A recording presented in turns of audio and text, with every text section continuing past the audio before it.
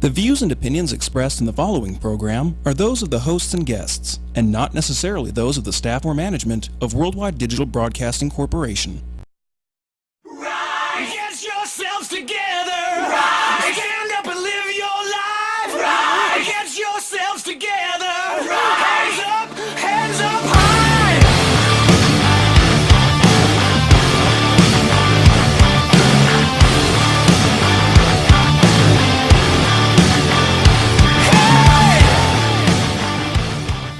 I was just like, fuck the world. Like, not like I need a break. Like, honestly, like, fuck all of you. Like, everybody and everything. And I don't like doing anything anymore. Like, nothing makes me happy. I don't like anyone. I even told one of my therapists at one point, I said, I just don't want to feel anything. None of us are immune from, just shit happening to you, and not to you, but just kind of making poor choices or being human. There's always that element. And for me, life got really weird and really hard all at one time. There was a few times over the last couple of years where I was just kind of ready to throw in the towel and just kind of give up on everything. But I found that for me, most of my suffering is self-inflicted. It's not like it's coming from some external source that's making me feel that way. No one can make you feel anything. It's what you think about internally that makes you feel things. Like, you are the only person that makes you feel anything. And so I know that I have this pattern of getting into these kinds of thoughts and these kinds of actions and choices. I've always had these kind of depressive side, and I think that's something some people may not have gone down the road of injecting and living on the streets and that kind of stuff. And so they think oh, my story's not that bad. Right. It's dude, no man, if you're here, it's as bad as if you're here, it's that bad. There's nothing special about that guy who's been living on the streets and the person who's just binge drinker 3 times a month. Your life's fucked up and you realize that there's something you gotta do about it, and it's just as hard on either end, but each one is just as relevant as the next. And you don't have to know somebody to have an intimate experience with them, and you don't have to know someone to feel safe enough to talk to them. Any group of people can get together and just be hey, we're gonna get real in here. Let's get real and just be vulnerable, say whatever's going on, and be accepted, walk out of the room and feel great.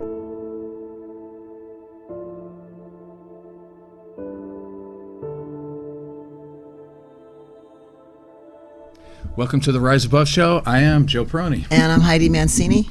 Tell everybody about our sponsors. Our sponsor is Jay Jung from City Athletic Club over on Sahara in Summerlin. So if you're looking for a gym to join, they're the place to go. We want to take a moment to thank Marie. She's Las Vegas Best Mealprep.com, originally called mealprepvegas.com. So her number is 702-624-9286. So if you're looking for food prep meals to make your life easier in general, or if you're trying to lose weight or you're a competitor, she will customize your meal plan to your needs and your cost, of course. And if you go on the website, she has all the different meal plans that she offers and estimates of pricing. So those are our partners in our show. And you better hurry up too, because Marie is getting so busy.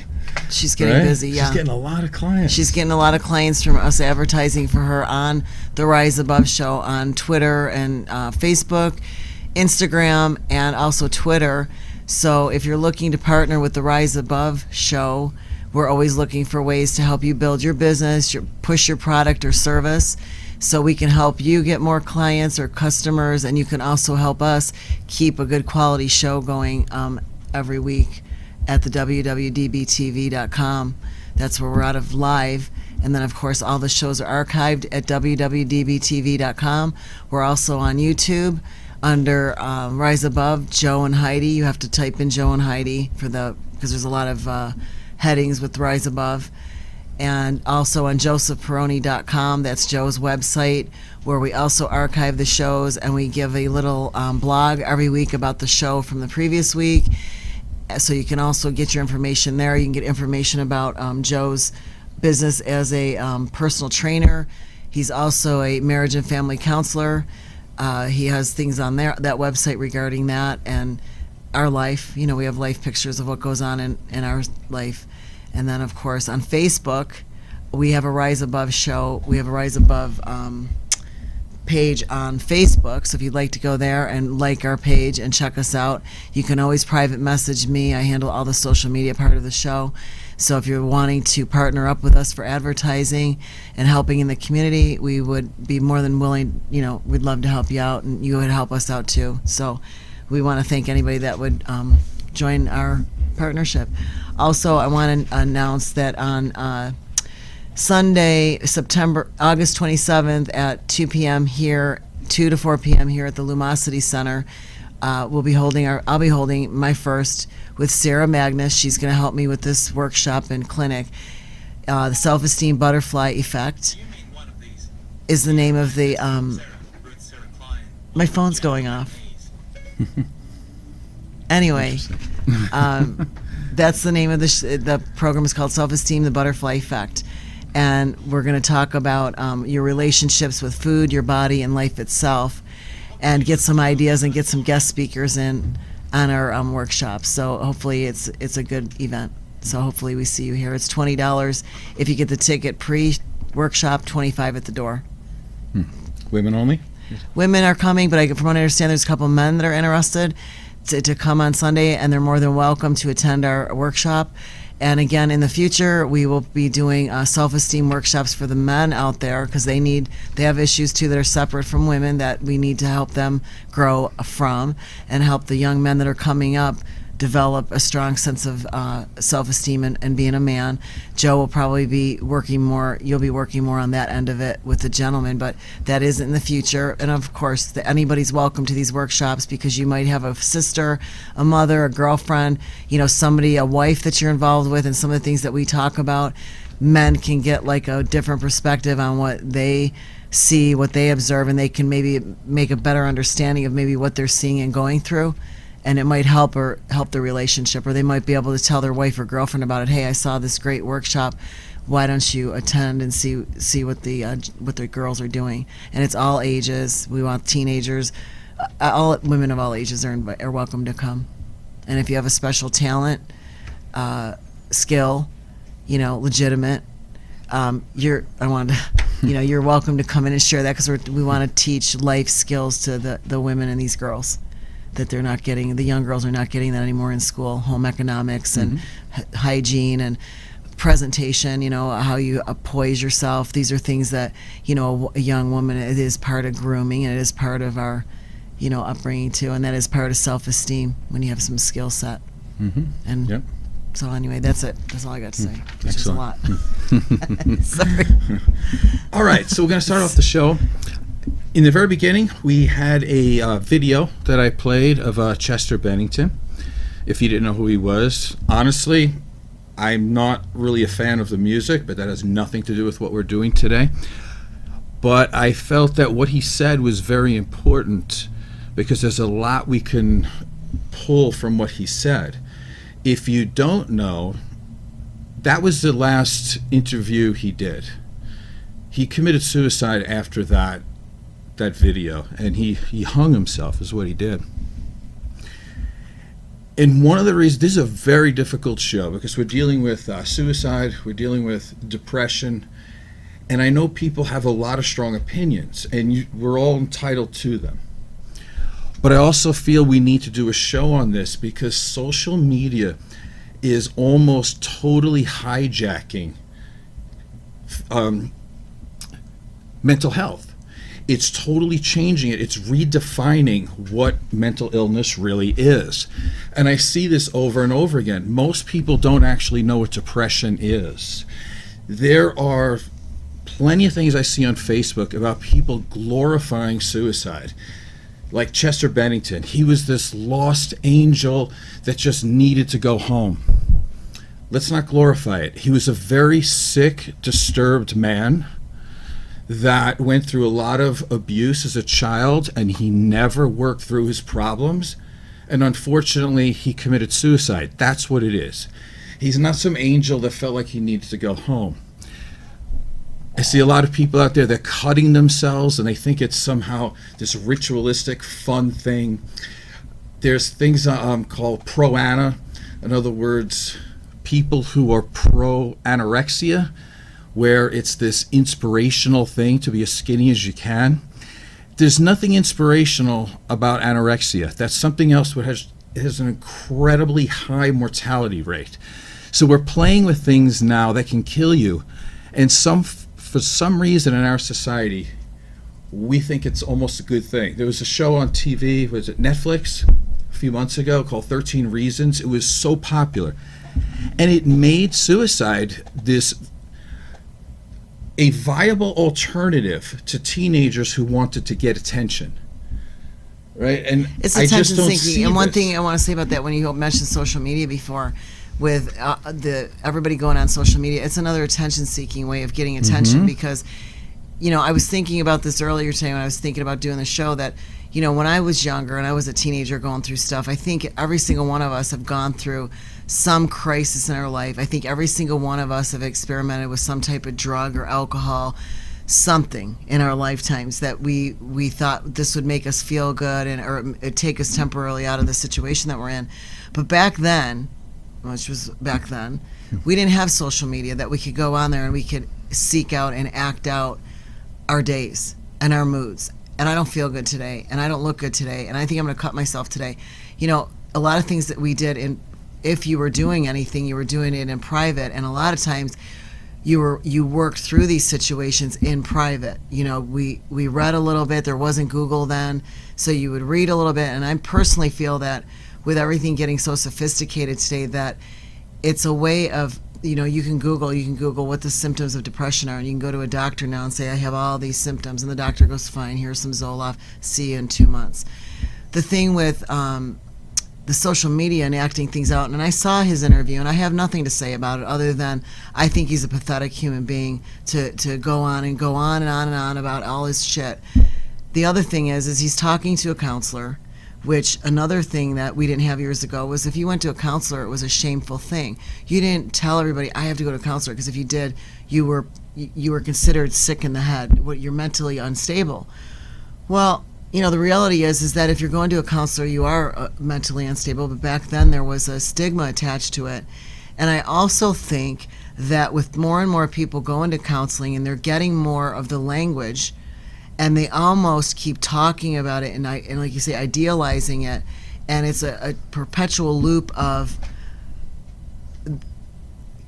this is what I'm going through. And I've been to counseling, and I love sitting with a counselor. I think they can help you they don't give you answers if they're good when they don't tell you what to do.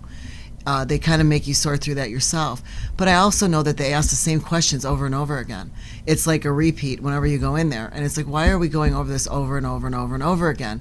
At some point, you have to move forward. And it's the same thing with these people with their social media rants and everything else.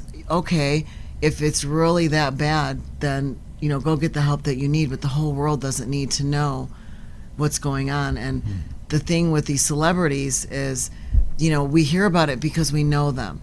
But honestly, right now, while we're speaking, somebody's cutting themselves or hanging themselves that is not a celebrity, that obviously has mental health issues, and we don't hear about it. So the media, once again, they are the ones that, we glorify it. The guy's got like 50 videos on YouTube before he died, during he died, his songs, you listen to his lyrics. People on the media are the ones that are glorifying the suicide, because honestly, this is going to sound pretty naive on my part. I know who Lincoln Park is. I didn't know who he was. And when people were talking about this guy that killed himself, I didn't really care, and I didn't even give it another. I was like, we have another casualty, and whatever. That would probably sound to some people like I'm unempathetic and I'm not caring, but I think that I am. I'm very caring. Anybody that knows me would say that I am, but I also get there's a lot of enabling and a lot of crutches and a lot of people not really doing a lot, from the medical all the way down to the actual person that has the mental issues that they have, because they have to do the work.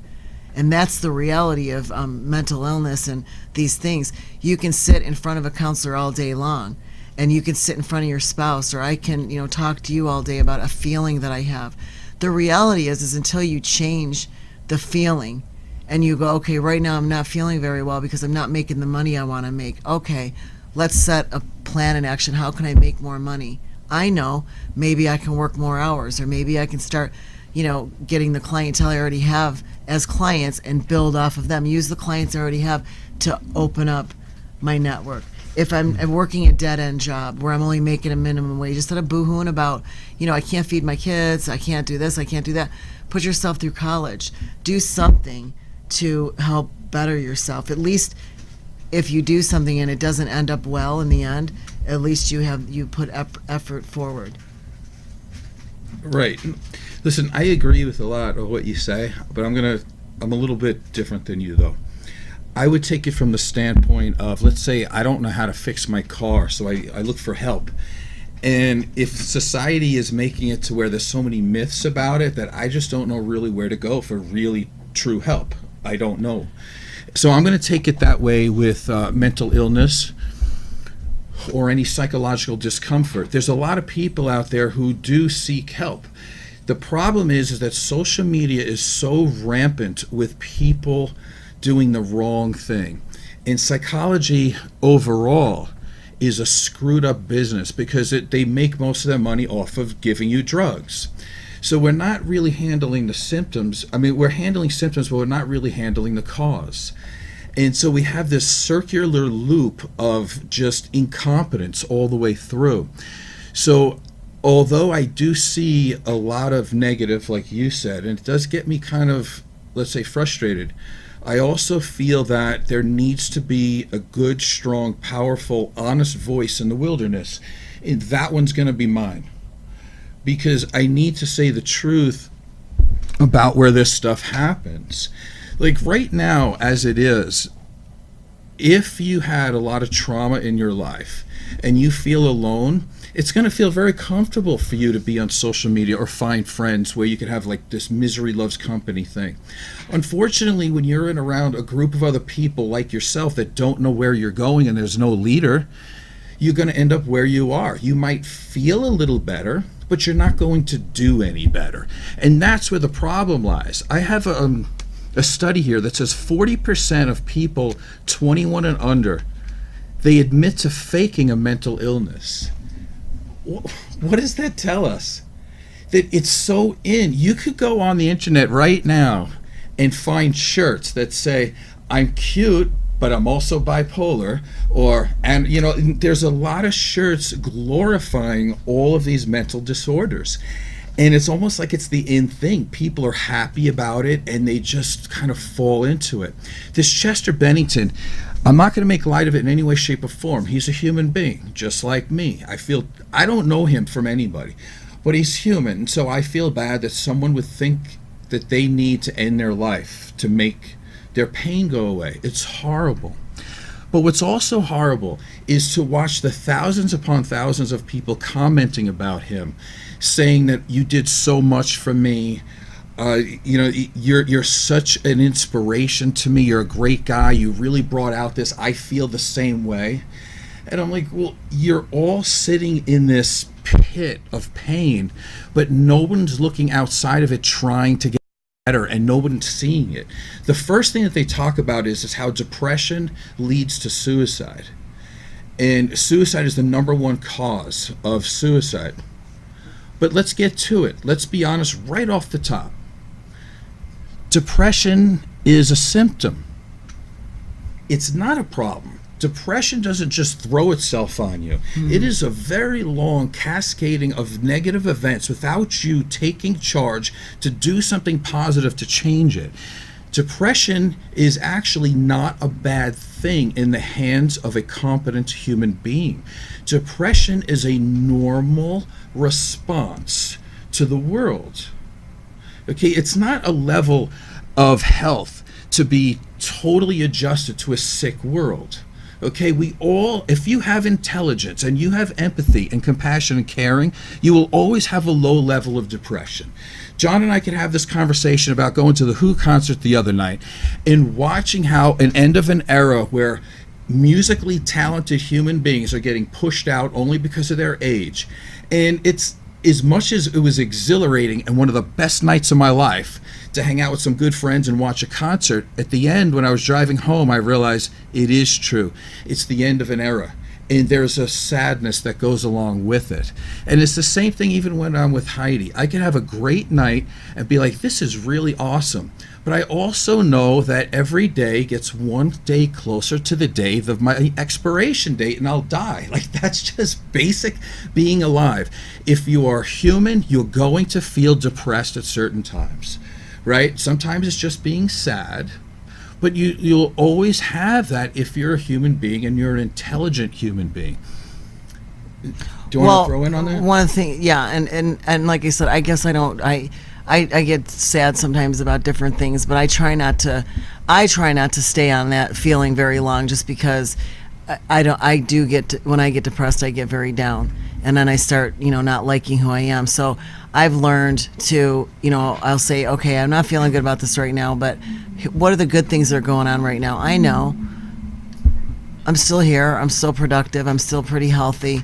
I try to put my mind, because if I think about dying long enough, it scares the hell out of me that, I'm 52 and I'm getting closer to, there than, I was when I was younger.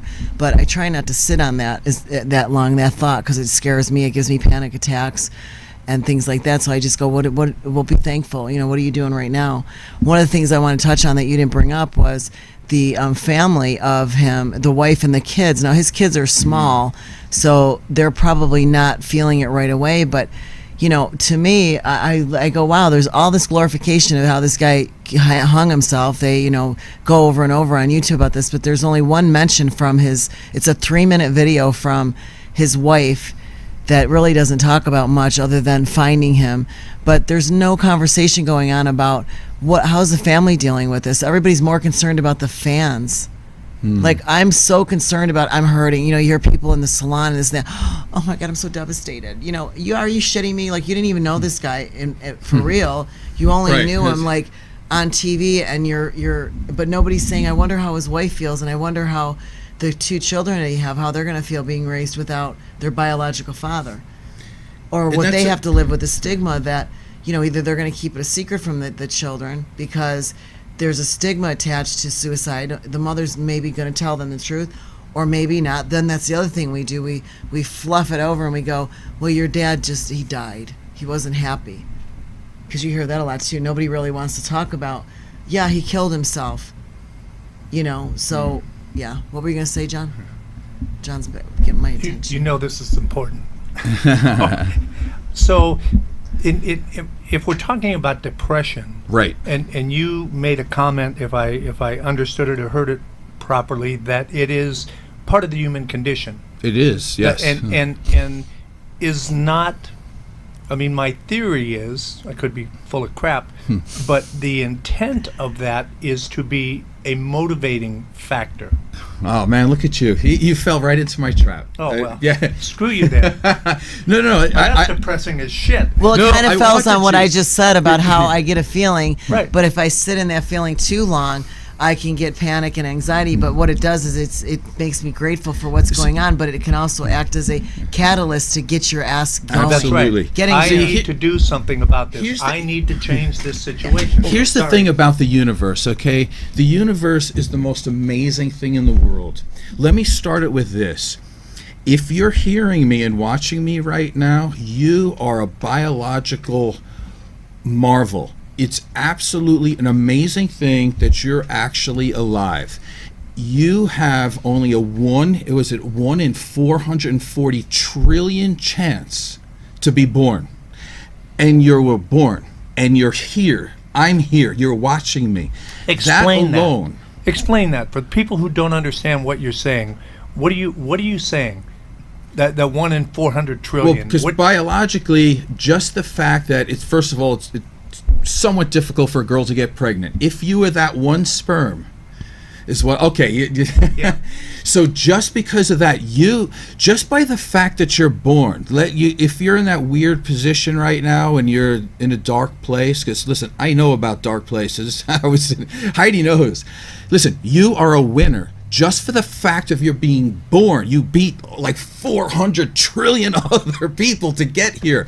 That's the celebration right there. Yeah, so that's amazing. The universe is an incredibly amazing place. And let me tell you what the universe does.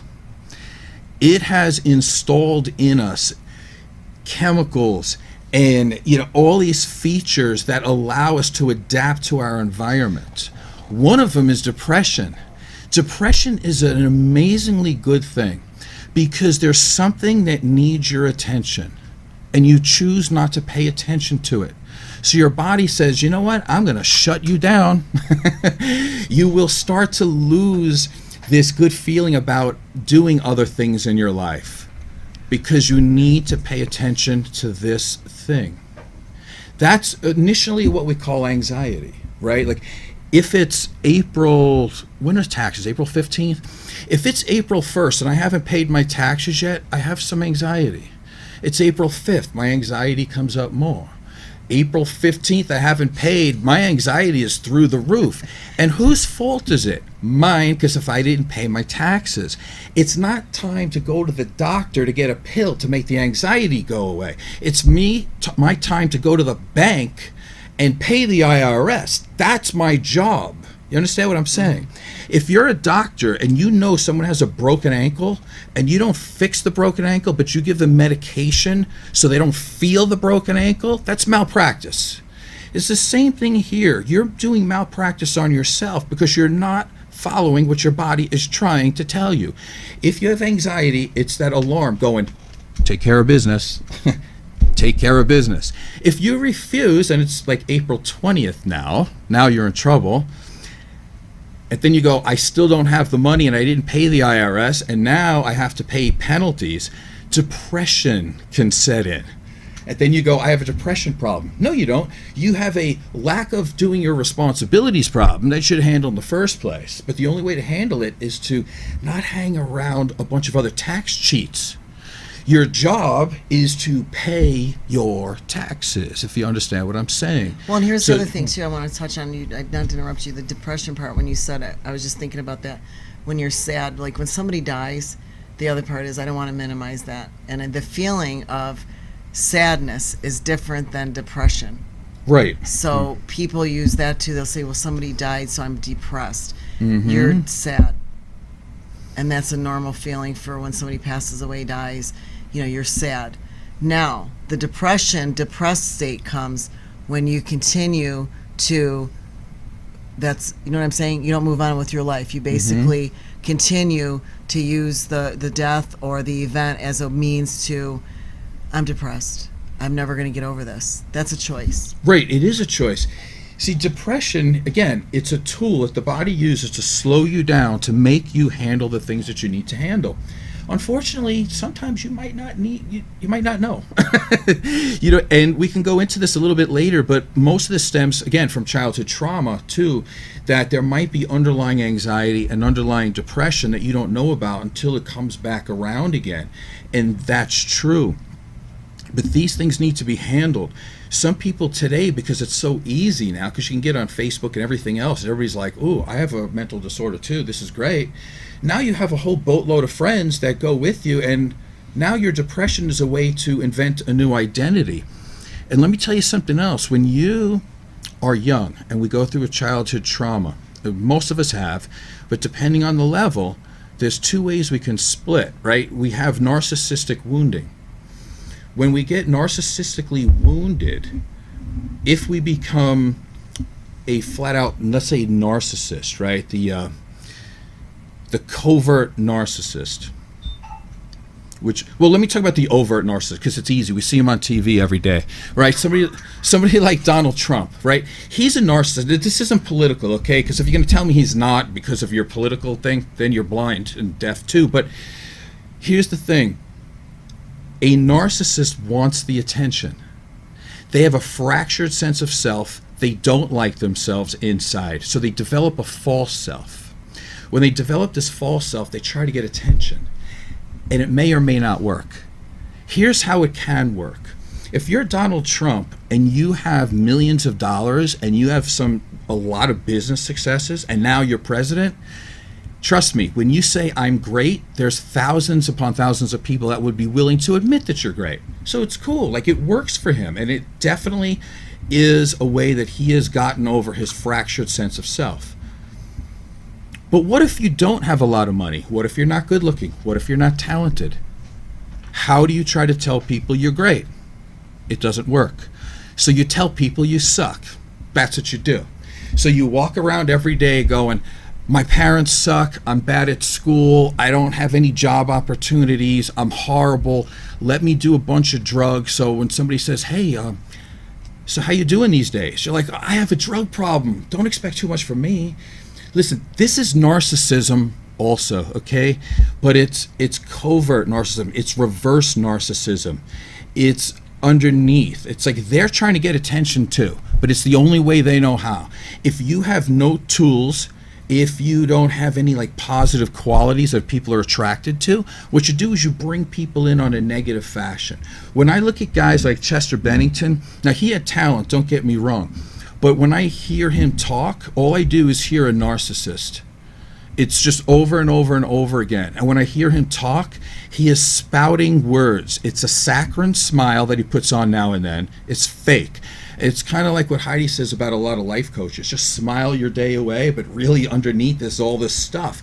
This is what happens when you fake it and you don't actually talk about what's really going on inside you. Chester Bennington he's a good poster boy for that, because in his words, and I'll go over them in a little while, he is spouting the exact words from cognitive behavioral therapy. There's nothing that he's saying that's intelligent or smart, by the way. He's just basically reading the script. So if you don't know that and you're 15 years old hearing that, you think, wow, he's freaking amazing. And I'll tell you, he's just reading page 1 of a CBT book. So that's the truth of it. And the fact that he's reading it basically off the top of his head with no emotion tells me that he doesn't know how to apply any of it. And here's something else about CBT. They talk about your thought, first thought, will create a feeling in you. Makes sense, right? Here's a situation, I have a thought, it creates a feeling. That feeling will affect my behavior. That's how they talk about it. But here's the thing that they don't understand. And supposedly he's been in therapy for like 15 years. I don't know what therapist he's been to, or I don't even know if he's really tried. Because the fact is that a thought is also a symptom. So if you're in a situation and your thought is a negative one, I want to know why you automatically think negative. Well, Did you notice that in his speech that he was actually trying to educate people, which is even more sickening. But he never even considered that his thoughts have come from a very dark place. It came because he had a very fractured sense of self. The number one cause for this really is childhood trauma. And when that happens, for some people, not all people, now remember when I say this, because it's really important, and you'll never hear it on the news, you'll never hear it in the media, because it's the hardest thing in the world to ever do. What happens is people disconnect from themselves. If this is you when you're young, and your parents are not emotionally there for you, they yell at you, they scream at you, they're not there to love you, there's no attachment, let's say they let you cry yourself to sleep, let's say they had a babysitter and they touched you inappropriately, let's say, which is what happened to Chester Bennington, by the way. He was sexually abused since he was, I think, 6 years old until he was about 11. What that does to a young child is it takes their ego or their sense of self and it fractures it. That's what that does at that age, because you don't have the mental capacity to say, that person's screwed in the head. They don't do that. They say, I'm screwed up. So what happens is, because you disconnect from yourself, you look at the world and you see this. And you say to yourself, well, any problem that happens in the world, I'm already messed up and torn. There's something wrong with me. So that is the start, and it will lead all the way to suicide if you don't start looking at the problem. The cure, and we'll take a little break as soon as I say this part here. The cure is to not disconnect from yourself. It's to take the time, the courage, the vulnerability, the pain that you'll have to do, because it will be painful, but it's better than killing yourself, is to put this back. So that's your job in your life. The only reason why these people are so have so much illness and so much discomfort and so much dysfunction in their life is because they have disconnected from who they are, and they have this life position of, I'm screwed up, but the world's okay. You get what I'm saying? Mm-hmm. So let's take a little break, and we will be back.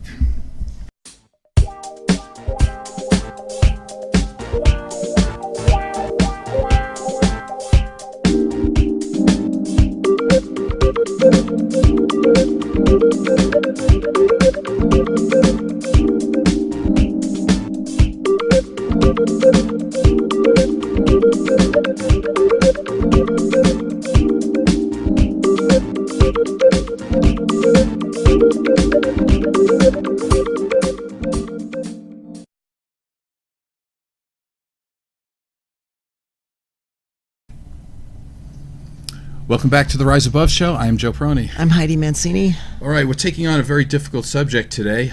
And listen, I don't mean to offend anybody or to hurt anybody any more than they already are if they're watching this. But listen, there needs to be somebody that tells you the truth about things. And it's okay if you're going through some trouble that you need to talk to somebody, but you have to also talk in terms of eventually a solution-focused way. Stop sitting there and ruminating about the problem, because that rewires your brain for negativity. You know, one of the questions that keeps coming up all the time is someone will always throw this in. They'll go, oh, but isn't it a chemical imbalance? First thing I'll ask you is, you know, tell me, or do you know the name of the test that you can take? What blood test can you take that will tell you that there's a chemical imbalance? The fact is that there isn't any, so we have to throw that off to the side.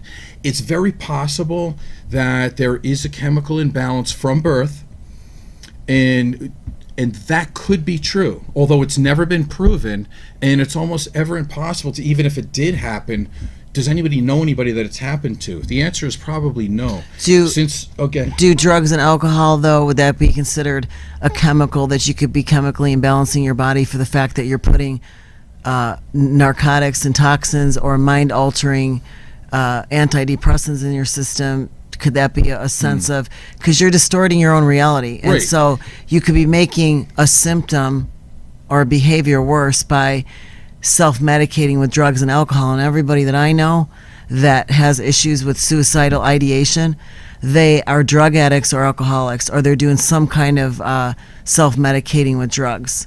Right. Listen, it's a great question. Let's take it from the drug standpoint.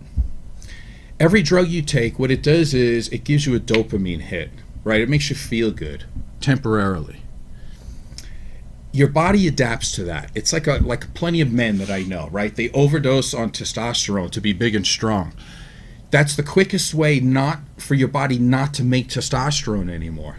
So now you will be testosterone deficient, because the body will try to remain at homeostasis and will pull back the testosterone. If you take drugs to increase your dopamine, when you're not on drugs, your body will stop making dopamine or make a lot less, so you'll be walking around in a stupor most of the time.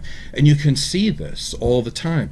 So if you want to have low dopamine and you want to be depressed, take drugs. It's a good way to do it, because yes, it does screw up your system, and you will have a chemical imbalance that you have induced yourself. That's where one of the problems is. Now, why do people do drugs? So we can talk about that forever. But for our purposes today, let's say you're self-medicating because of depression or anxiety. What happens is, through a lack of connection when you're younger, through trauma, through fear, things will change. Your chemicals will be changed. If you live in a world of depression, if you live in a world of anger, if you live in a world that you tell yourself that you can't do any better, that you tell yourself that you're helpless, that you're hopeless, that the world sucks and the world's against you, guess what? You're going to have a chemical imbalance. That's the way it is. Also, if we were to look at your brain, they would say, oh my God, this person's brain is different. But you weren't born that way. If you live in fear, your amygdala enlarges. Your hippocampus gets smaller. So it's hard for you to retain new material. It's hard for you to bring in new good memories. When the amygdala is keep getting dinged all the time, like there's an alarm system, what happens is that your prefrontal cortex, your reasoning part of your brain, will stop functioning as well as it should. So all of these things cascade down the road to a point where you're sitting there with this learned helplessness or this victim mentality and saying, oh, it's my chemicals. Listen, if you woke up every morning and thought of something good, your chemicals would start to change. If you would start to walk, work out, do something physical, cultivate a meaningful relationship.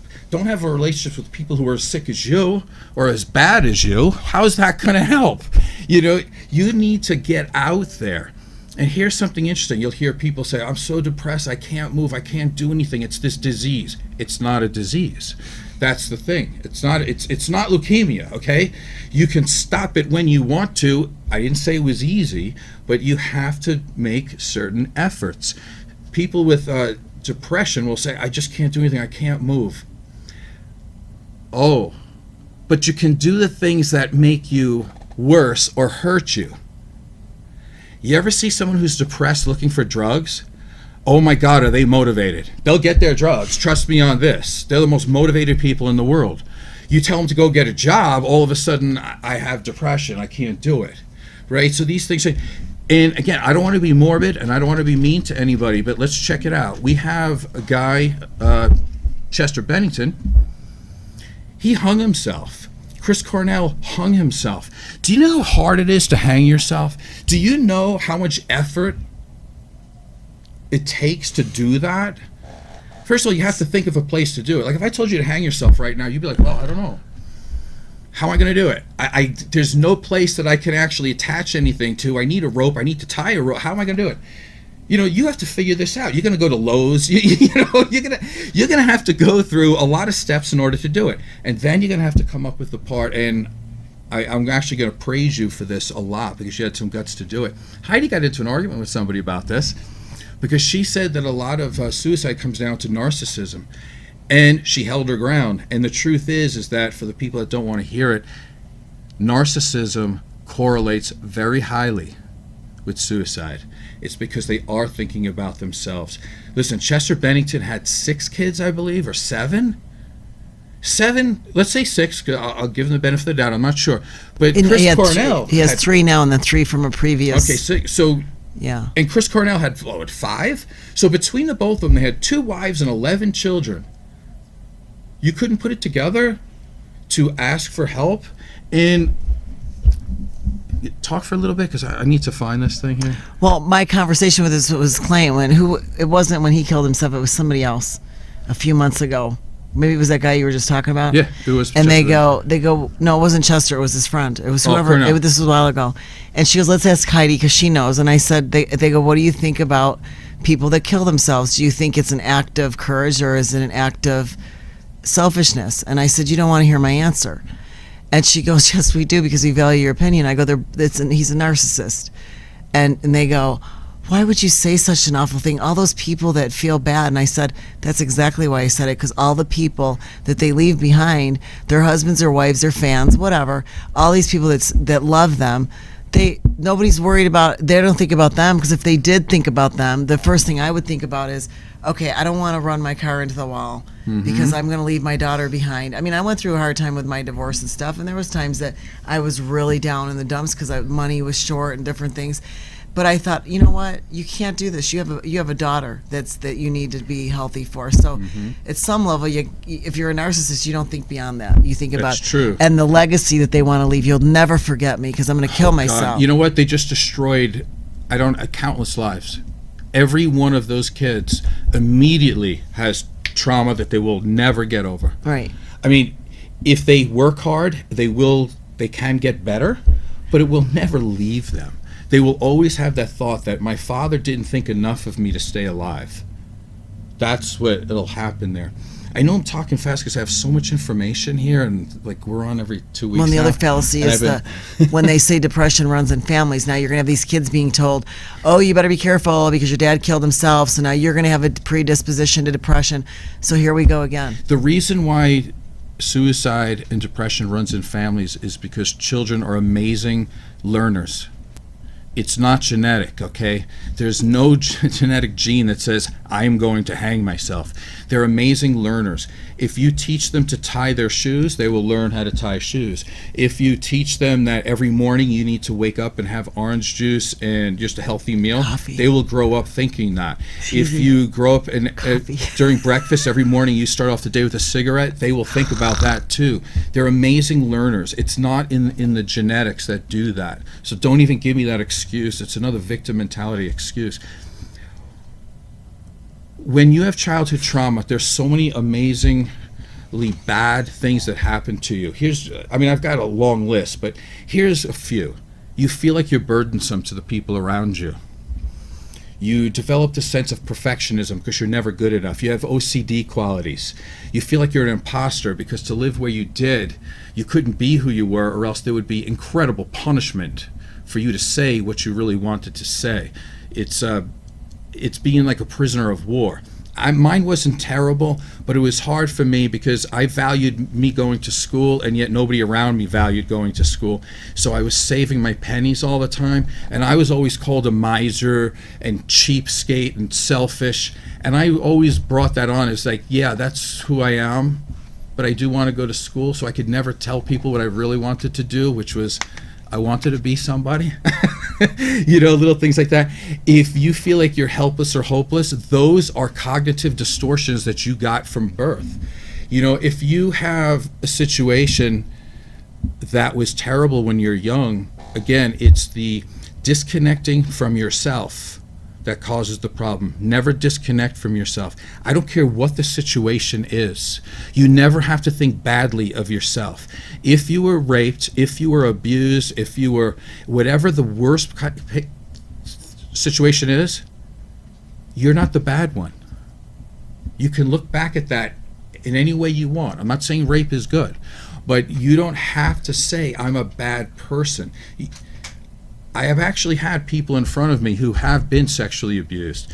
I had one person tell me, well, it was just another 15 seconds out of my life. I know that sounds really callous, but you know what? Isn't that the truth when you think about it? I'm going to say something here because I told Heidi this, and it was like the first time I ever actually told anybody. But it was like a thing that could be a big deal in my life, but it wasn't.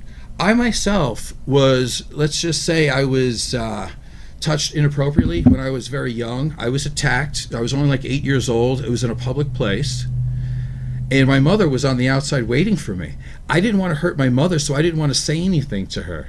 So I held that for like 42 years. I never told anybody.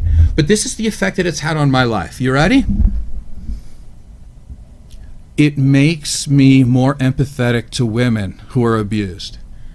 It makes me more empathetic to people who are overpowered, and when they say no, that they can be overpowered and make them to say yes. That's what it makes me. I have never disconnected from my soul, and I've never thought that I was a bad person because of it. I thought the other person was sick. And if you can do that and understand that you're not the sick one, you can walk through anything.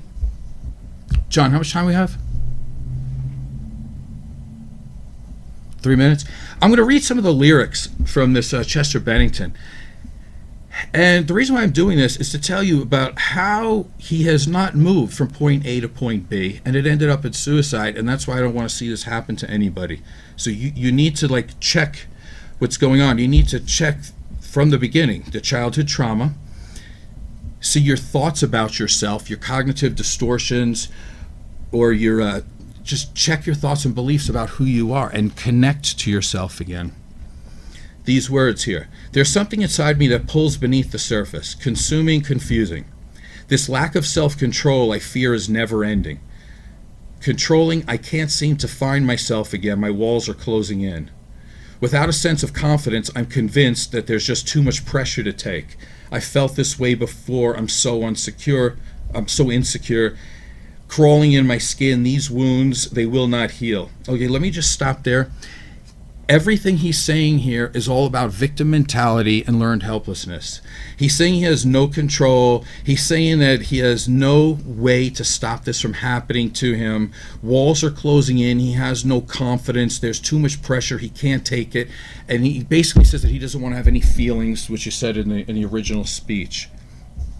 Let me tell you something about recovery, about people who take drugs to make their pain go away, supposedly. Recovery, what does it really mean? What it really means is that piece of you that was fractured when you were young, when you were naked, needy, and totally dependent, and you needed attachment and love from a caregiver, and you were not given that.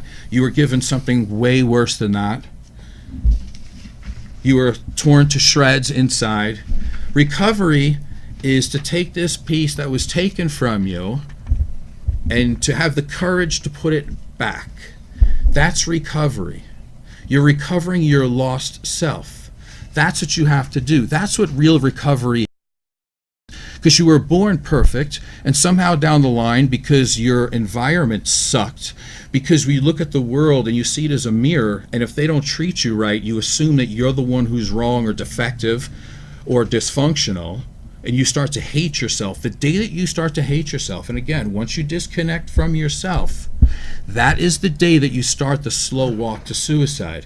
And what I mean by that is, you may put yourself in bad places. You may do these risky activities. You're going to start to smoke. You're going to start to drink. You do drugs. You do all this in the name of, I'm just having fun and having a good time, but in fact, you don't really care about yourself.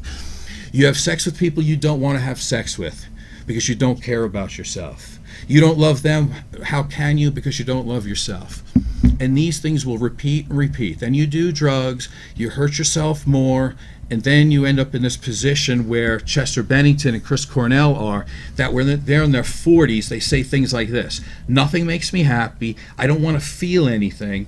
Although I do know suffering is self-inflicted, I'm the one who's making poor choices. It's what I think about that makes me feel bad. Nobody can make me feel bad but myself. Well, if you know all this, Then get it together. then how about we move forward?